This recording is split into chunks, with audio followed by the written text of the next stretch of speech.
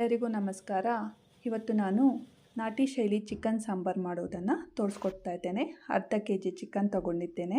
ಬೇಕಾದ ಮಸಾಲೆ ಪದಾರ್ಥಗಳು: ಗಸಗಸೆ, ಚಕ್ಕೆ, ಮೆಣಸು, ಅರಿಶಿಣ, ಧನಿಯಾ ಪುಡಿ, ಲವಂಗ, ಖಾರದ ಪುಡಿ, ಹಾಗೆ ಸ್ವಲ್ಪ ಜಿಂಜರ್ ಗಾರ್ಲಿಕ್ ಪೇಸ್ಟ್, ಈರುಳ್ಳಿ, ಕೊತ್ತಂಬರಿ ಸೊಪ್ಪು.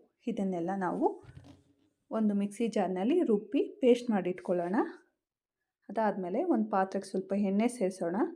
ಅದಕ್ಕೆ ಸೋಂಪು, ಈರುಳ್ಳಿ ಮತ್ತು ಕರಿಬೇವನ್ನು ಸೇರಿಸಿ ಚೆನ್ನಾಗಿ ಫ್ರೈ ಮಾಡ್ಕೋಬೇಕು.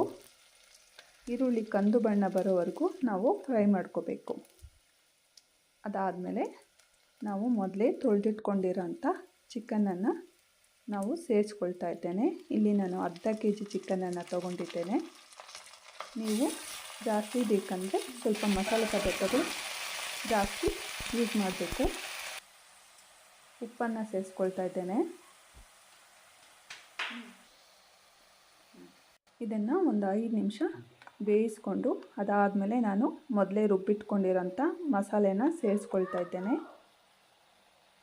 ಮಸಾಲೆನೇ ಸೇರಿಸ್ಕೊಂಡು ಒಂದು 10 ನಿಮಿಷ ಮತ್ತೆ ನಾವು ಬೇಯಿಸ್ಕೊಳ್ಬೇಕು. ಅದಾದಮೇಲೆ ಕೊತ್ತಂಬರಿ ಸೊಪ್ಪನ್ನು ಹಾಕ್ತಾಯಿದ್ದೇನೆ. ನೋಡಿ, ಚಿಕನ್ ರೆಡಿ.